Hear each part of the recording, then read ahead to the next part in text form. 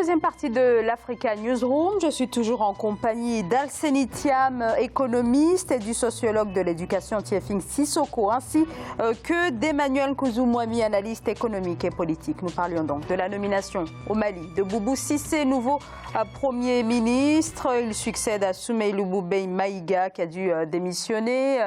Il était en tout cas exposé à une motion de censure déposée au Parlement, aussi bien de l'opposition que de la majorité. Alors sur cette nomination, Tiefing Sissoko, vous vouliez intervenir? Oui, c'est disons que la raison sécuritaire, on s'est bien étendu sur la raison sécuritaire. Je voulais qu'on aborde aussi là où il est beaucoup attendu, c'est sur le secteur de l'éducation aussi.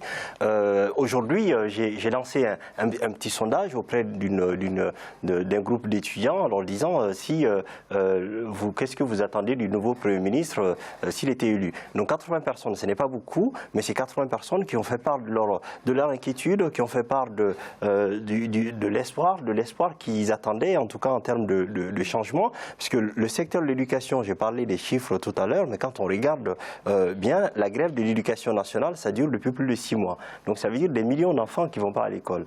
La grève de l'enseignement supérieur, c'est tantôt les étudiants, c'est tantôt les enseignants, c'est plus de 7 mois que ça dure. Donc ça veut dire des millions de personnes aussi qui vont pas dans les établissements. Donc les jeunes sont inquiets. Ils attendent le gouvernement sur cette question, sur la façon dont le Premier ministre va pouvoir gérer cette question de l'éducation, cette question cruciale de l'éducation, puisque les conditions et contextes d'enseignement sont tout simplement désastreux aujourd'hui. Et la place de la femme, je le disais tout à l'heure, la place de la femme dans l'éducation est aussi une place qui est très précaire.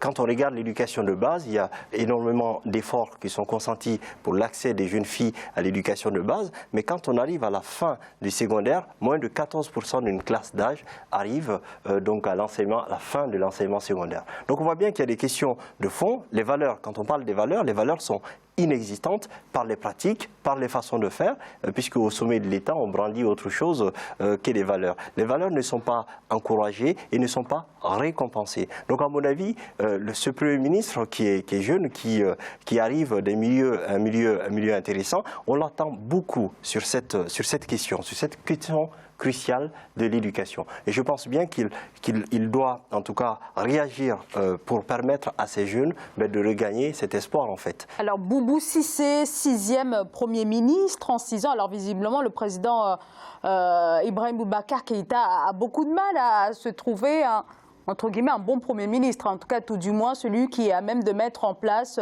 une véritable politique. On l'a rappelé tout à l'heure, front économique, front sécuritaire économique, Alseni Thiam. Exactement, je pense que c'est peut-être qu'il il n'a pas peut-être la possibilité de trouver une forme de stabilité.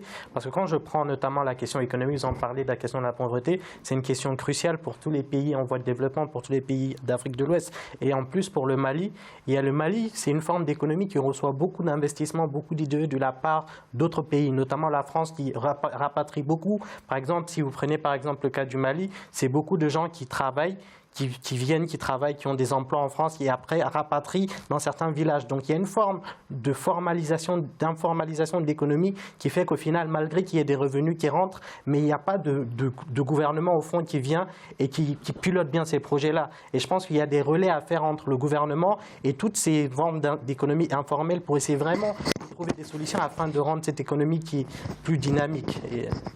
Emmanuel Kouzoumoumi. Oui, le problème du Mali, c'est qu'en Afrique de l'Ouest, ils sont 3, c'est un trio entre le Mali, le Niger et le Burkina Faso, qui combinent tous les retards. Le niveau d'éducation, certes, il y a un problème de sécurité qui fait qu'on a de moins en moins d'enfants à l'école, puisque certaines écoles sont fermées pour des raisons de sécurité. Mais structurellement, le niveau d'éducation, de scolarisation primaire était très faible. Je dis comme au Burkina Faso, comme au Niger. Vous avez effectivement le parcours scolaire jusqu'à la fin du secondaire qui est encore très faible. Ils sont tous en dessous de 30%. Ce qui est aussi malheureusement un indicateur qui va très mal. Vous avez ensuite le fameux IDH, l'indice de développement humain, qui est parmi les plus faibles, à moins de 0,45. Je dis 45, c'est vraiment très bas déjà. À 0,5, on est déjà moyen, très bas. Mais en dessous de 0,45, c'est encore très bas. Vous combinez tout ça, ça vous donne un indice de pauvreté derrière. Donc c'est un pays pauvre. Maintenant, quand on parle de questions économiques, il ne peut pas y avoir de développement économique sans effectivement les fondations. Les fondations, il y a 3 piliers pour le rappeler rapidement. C'est vrai, il y a la sécurité et la paix dans le pays, c'est l'élément central. Il faut passer par là. Il y a l'éducation. Il faut qu'au moins on arrive à atteindre un niveau, un niveau de 90% de scolarisation pour dire on peut faire décoller la connaissance. Et puis je vous disais un autre indicateur que je n'avais pas indiqué tout à l'heure, c'était le taux d'alphabétisation qui est très faible. Très faible dans les 3 pays encore, il combine les 3. Alors ensuite, je disais bien la sécurité. Il y a l'éducation, c'est fondamental. Ensuite, en fait, il y a l'accès à l'alimentation, la sécurité alimentaire et environnementale. C'est les éléments de base. Or, le Mali, malheureusement, il a détruit les 3 à la fois. Donc aujourd'hui, il faut tout reconstruire finalement. Je veux bien qu'on ait un Premier ministre qui a la capacité de comprendre ces mécanismes en disant finalement, nous allons reconstruire le pays par les fondations, mais je disais, il faudrait qu'il y ait une sorte de gouvernement, non pas d'union nationale, non pas de consensus, mais de coopération. Au moins, qu'il y ait une coordination entre ceux qui veulent bien faire avancer le pays de l'opposition, ceux qui veulent bien faire avancer le pays dans les milieux religieux, il y en a pas beaucoup, mais il y en a quand même, et puis ceux qui veulent faire avancer le pays du côté du pouvoir, de façon à se dire quelles sont les stratégies que nous devons adopter et où voulons-nous aller. Et le problème du Mali, c'est que depuis, même ATT, c'est pas vieux, hein, ATT c'est 2012, jusqu'à aujourd'hui, on a du mal à savoir réellement où veut aller le Mali. On peut avoir tous les techniciens du monde, le Mali a des cas... Ce n'est pas forcément un problème de personnalité. Ce n'est pas un problème de personnalité. Le Mali a de grands talents. Le Mali a de grands talents. Le problème, ce n'est pas la personnalité. Le problème, c'est quels sont les soubassements politiques qu'on veut installer dans ce pays pour enfin le faire décoller. Ces soubassements, justement, réfléchissons sur ces soubassements. À mon avis, ça ne peut pas être déconnecté de la question de la personnalité, ça ne peut pas l'être. Moi, je pense que Boubou Cissé, s'il nous écoute, ou d'autres personnes qui peuvent lui rapporter le message, il y a 2 défis, en fait, auxquels il doit faire face. La première chose, le premier défi, c'est de rester solide, en fait. De rester solide pour résister aux forces qui traînent le Mali, ou en tout cas qui poussent le Mali vers le bas. Et ça, je crois qu'il n'y a pas que des gens qui nous veulent du bien autour du Mali. Donc ça, c'est la première chose. Et la deuxième chose, je crois qu'il doit totalement s'inscrire en rupture, je le disais tout à l'heure, en rupture avec les vieilles traditions politiciennes. On parlait de la corruption. Vous avez évoqué la crise du Nord, mais vous savez que cette crise du Nord existe depuis des décennies et chaque gouvernement a fait de la corruption un moyen pour assurer sa propre tranquillité et a donc soudoyé des groupes rebelles pour assurer leur tranquillité sur le pouvoir. Et aujourd'hui, il faut sortir de cette vieille tradition, politicienne. Comment? Bien sûr qu'il faut de l'inclusion. Il faut de l'inclusion de ces territoires. Il faut de l'inclusion de ces groupes ethniques. L'inclusion ne doit pas avoir pour simple préoccupation l'idée d'avoir des groupes ethniques qui sont intégrés ou des territoires qui sont intégrés. Mais l'intégration sur des postes à responsabilité doit s'effectuer sur le mérite et la compétence. Et je crois que les 2 choses, les 2 défis auxquels il doit faire face, c'est bien cela. D'une part, de résister, d'être totalement solide pour pouvoir résister à ces forces, et d'autre part, de s'inscrire en rupture avec ces vieilles traditions. Mais est-ce que son profil s'inscrit véritablement dans la rupture? C'est un fidèle de l'actuel président. Ils travaillent ensemble depuis 2013. On l'a vu dans les réactions des Maliens qui n'y croient pas du tout. Ils disent que finalement, c'est la continuité. Il ne peut pas y avoir rupture lorsque vous reconduisez les mêmes personnes à des postes similaires. Il est dans le gouvernement depuis 2013 et depuis l'élection présidentielle, il est dedans, il est dans la course. En 2018, il était toujours là. Donc on ne peut pas dire que c'est un homme neuf. Il n'est pas neuf du tout. Et je dis encore une fois, on ne peut pas imaginer un gouvernement qui tiennent dans un cas de chaos comme celui du Mali aujourd'hui, sans qu'il y ait une concertation entre les différents acteurs politiques. Or, ce que vient de faire Ibeka, c'est précisément cela. C'est éviter la concertation pour installer un homme, certes brillant, intelligent, c'est vrai, mais au Mali, ce n'est pas que ça, justement. Il faut de la concertation politique. Et ça, on a raté la marche. Alors juste avant de... Oui, je vous en prie. Ce que je dis là ne souffre d'aucune ambiguïté. Je ne suis pas en train de défendre la nomination de Boubou Cissé. Ce que je suis en train de dire, c'est qu'aujourd'hui, le pays va tellement mal qu'il faut, à un moment donné, pousser vers plus de responsabilités, vers plus de décisions. Il y a des chances que ça soit une continuité, mais permettez-moi d'avoir un peu d'espoir du changement. Et je crois que c'est ça que je suis en train de dire, d'avoir le rêve pour le changement. Et je pense que chacun à notre niveau, on doit assumer cette responsabilité. On doit assumer cette responsabilité, mais d'aller dans le sens de la construction. Cela ne veut pas dire qu'on va venir dire oui, tout est bien.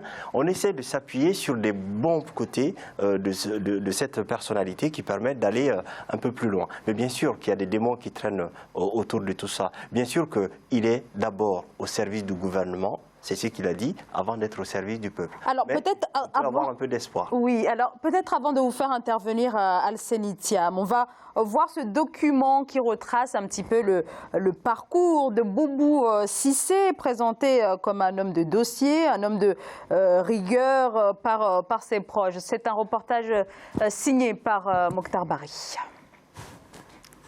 Ministre de l'économie et des finances du gouvernement Soumeylou Boubé Maïga, Boubou Cissé, docteur en économie ayant fait ses armes à la Banque mondiale, est désormais chargé de diriger le futur gouvernement malien. Découvert en 2013, il a fait partie de tous les gouvernements depuis l'arrivée du président Ibrahim Boubacar Keïta. Je prends la suite, comme vous le savez, dans un moment où le pays traverse des épreuves et des défis qui sont tout aussi importants que complexes. Après plusieurs tractations, c'est Boubou Cissé qui aura donc la lourde responsabilité de mener à bien la politique et les ambitions du chef de l'État malien.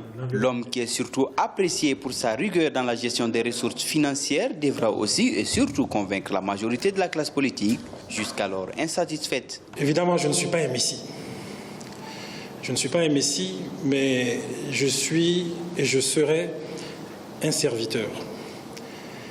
Un serviteur de l'État, un serviteur de l'État au service du gouvernement, un serviteur de l'État au service du peuple, à l'écoute de ce peuple-là.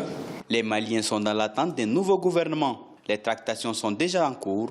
L'équipe devrait être composée des membres de la majorité présidentielle, mais aussi d'acteurs de l'opposition, selon des sources officielles. Alors peut-être une différence notable entre le nouveau Premier ministre et l'ancien, c'est que Boubou Cissé n'appartient à aucun parti. Alseny Thiam, est-ce qu'il faut y voir là un signe d'une volonté d'aller peut-être vers un gouvernement plus ouvert ? Ouais, moi je pense que le fait qu'il n'appartienne à aucun bord politique, ça le permettra d'avoir une certaine indépendance vis-à-vis de sa gestion. Parce que comme vous l'avez souligné, vous l'avez répété, je pense qu'il est surtout là pour être un homme de dossier, un technocrate. Et donc par rapport à tous ces dossiers-là, je pense que c'est peut-être, en tout cas sur le terrain économique, un homme qui pourra peut-être aborder des choses. Il a des défis, il a des priorités. Et un gouvernement travaille toujours avec des priorités, avec des ambitions. Parce qu'on a tendance à parler du gouvernement, mais un gouvernement a une mission. Et c'est en fonction de ces missions-là qu'ils ont sur le terrain qu'il va effectuer un travail de terrain et un travail qui sera jugé sur des résultats. Alors, Tiefing Sissoko, un gouvernement d'ouverture, c'est possible. Je crois que la présidence a dit qu'il voulait un gouvernement de large ouverture, pour reprendre les propres mots de la présidence de la République. Moi, je pense, oui, un gouvernement d'ouverture, ça veut dire quoi? Ça veut dire qu'il ne faut pas repartir avec les mêmes personnalités, avec les mêmes hommes qui sont au pouvoir depuis des années. Mais qu'il faut aller chercher un peu plus loin. Et je crois que là où on peut attendre Boubou Cissé, c'est d'aller chercher en fait ces expertises qui peuvent sortir le pays de ces conflits. Puisque aujourd'hui, encore une fois, le gouvernement actuel, les hommes politiques actuels déçoivent beaucoup. Ils déçoivent la population. Et je crois que quand on fait le micro-trottoir ou qu'on refait les élections aujourd'hui, c'est pas sûr que ça donne les mêmes résultats. Et je pense que cette déception, elle est très grande. Les gens ont compris en fait que finalement, le pays, il faut le sortir. Il faut le sortir de toutes ces misères par des moyens que nous pouvons développer, des moyens à notre disposition. Et je sais que ces moyens sont à notre disposition de pouvoir faire cela. Et peut-être le président Ibeka, il a compris, en tout cas j'espère qu'il l'a compris, puisque aujourd'hui c'est eux qui ont les clés du pouvoir, c'est eux qui ont la main sur le pouvoir. Donc c'est à eux de trouver des solutions. Bien sûr que les populations, la société civile peuvent accompagner aussi, mais c'est à eux de trouver les solutions. Nous sommes en droit d'exiger d'eux d'avoir plus de solutions, en tout cas pour sortir le pays de ces trois crises qu'on a citées. Il y en a bien d'autres. Hein. Alors, Est-ce qu'un gouvernement plus ouvert est possible? Je vous poserai la question à Emmanuel Kouzou Moami juste après cette courte pause. À tout de suite.